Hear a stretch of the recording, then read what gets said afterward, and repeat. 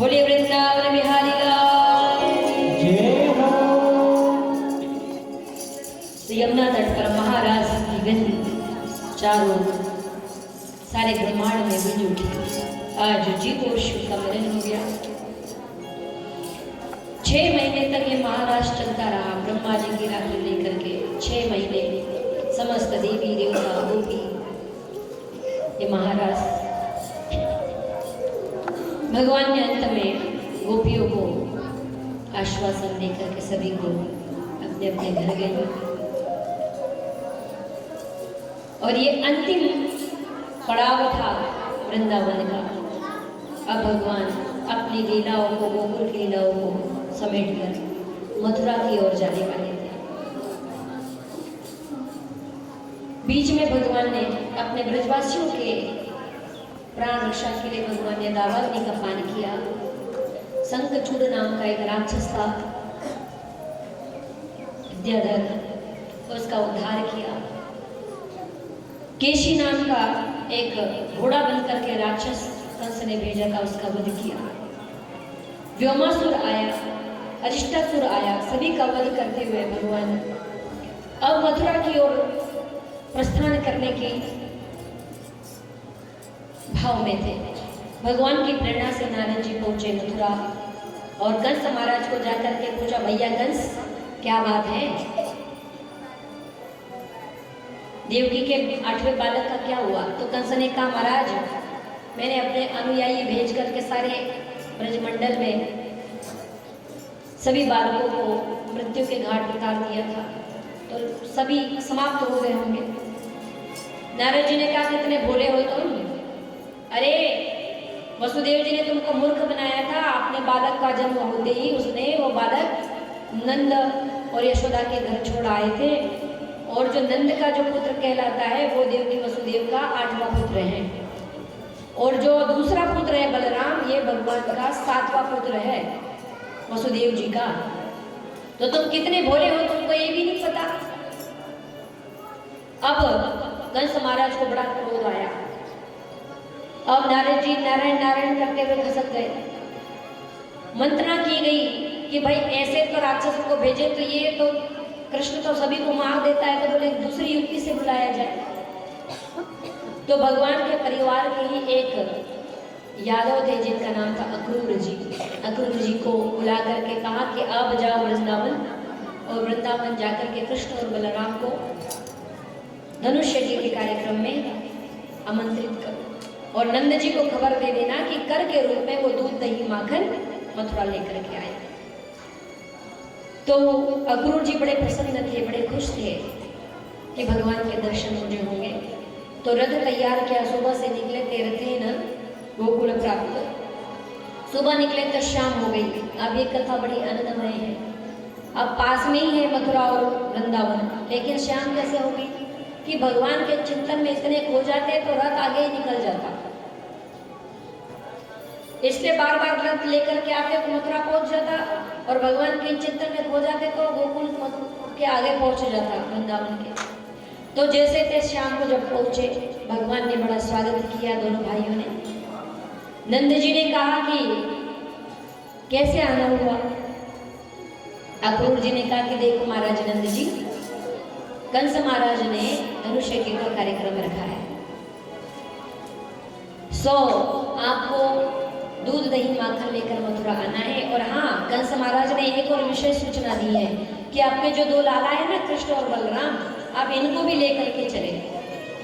तो कृष्ण और बलराम पास में खड़े थे, तो कहा, हाँ बाबा हम भी चलेंगे, हम भी चलेंगे, हमने भी मथुरा नहीं देखी, हम इतने बड़े हो गए, हम भी मथुरा देखेंगे।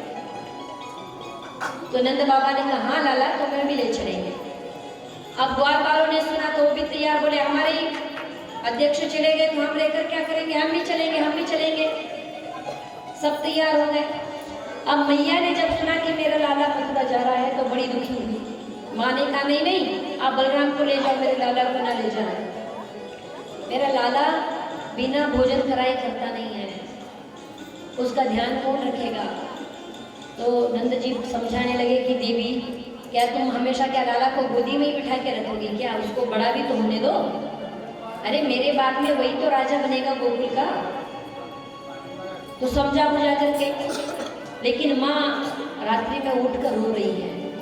भगवान ने देखा कि माँ सोई नहीं है, पूछा माँ क्यों रो रही हो? बोले लाला कभी तुमसे अलग नहीं रही ना, इसलिए मुझे रोना आ रहा है। भगवान ने आंसू पूछे, माँ मैं कोई हमेशा के लिए तो जा नहीं रहा हूँ, 2-3 दिन रह करके मथुरा का देख करके वापस आ जाऊंगा, लेकिन ये नहीं बताया कि कब आऊंगा, और माँ ने भी नहीं पूछा। भगवान लेकर के माँ को गए। आज दोनों माता और पुत्र एक ही सैया पर शयन किया।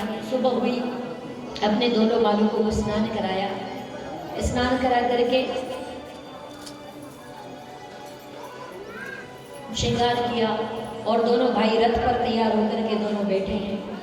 गोपियों ने सुना तो लोग लाज का त्याग करके आई कि हे गोविंद हमारा त्याग न करे। भगवान ने कहा कि इस प्रकार से मुंह मत लटकाओ, हम आ जा रहे हैं, 2-3 दिन बाद वापस लौट आएंगे। ब्रजवासी कहते कि देखो लाला, अब जा तो रहे हो, लेकिन किसी स्थिति में हम हमारा त्याग न करना। तो समझा बुझा करके रथ जब निकला तो संध्या होते होते मथुरापुरी पहुंच चुके थे। बाहर ही विश्राम किया। सुबह प्रभात काल में अगरुप जी ने कहा कि चलो घर। भगवान ने कहा अभी नहीं, हम बाद में आएंगे। तो रात्रि में बाहर विश्राम किया गया, और सुबह नहा धो करके पिता से आज्ञा लेकर के नंद बाबा से मथुरापुरी का अवलोकन करने निकले भगवान अपने ग्वाल बालों के साथ। तो प्रथम रजकम के दिया रंगाकार गदाग्रज, पहला धोबी मिला। भगवान ने कहा भैया मामा जी आप हमारे ये वस्त्र दे दो। अब वो धोबी था, कंस का, उसने कहा अरे ग्वाल बालो, तुम्हारी इतनी हिम्मत कि तुम राजाओं के कपड़े पहनोगे, हाँ गाय चराने वाले। जब इस प्रकार कटु वचन बोले तो भगवान ने एक मुक्का थान करके दिया तो धड़ से अलग कर दिया।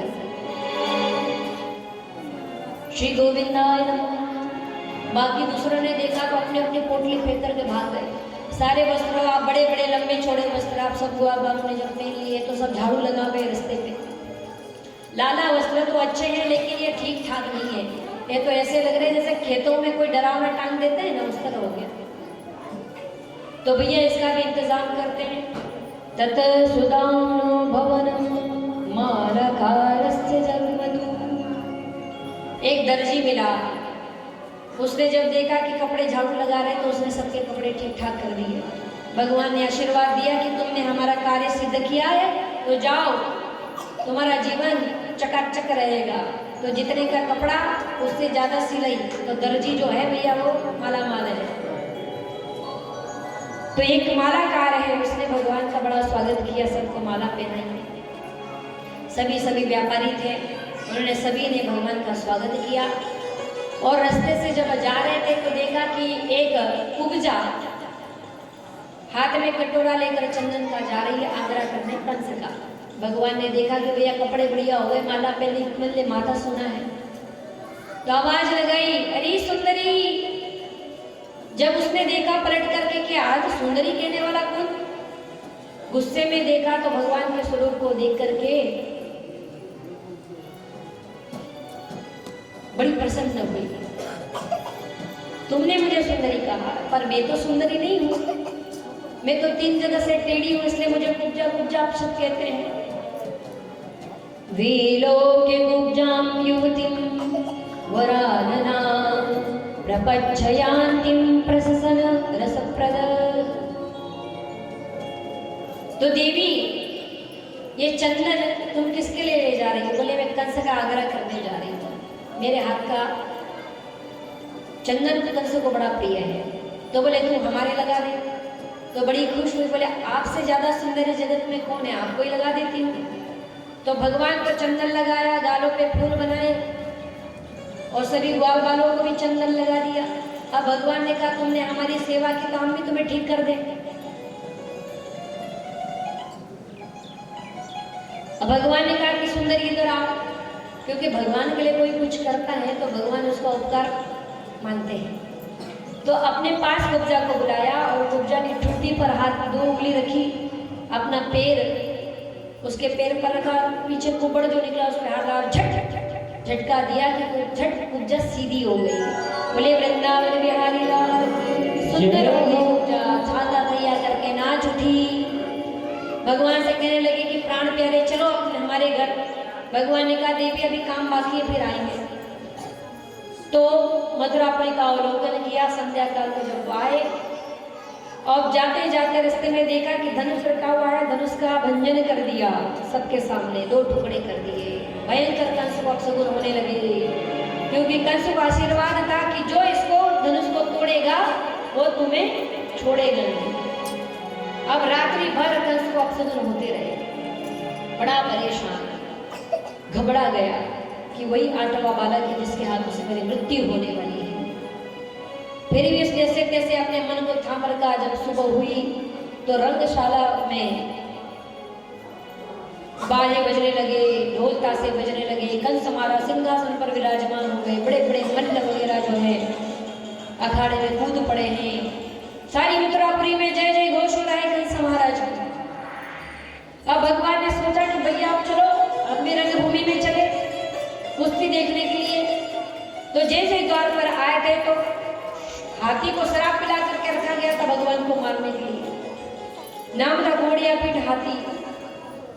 जैसे ही भगवान को मारते थे तो भगवान ने उसका वध कर दिया, हाथों में दंत लेकर के चले। रंगभूमि में पहुंचे थे। सुखदेव जी कहते हैं मल्लानाम तृणाम नरवर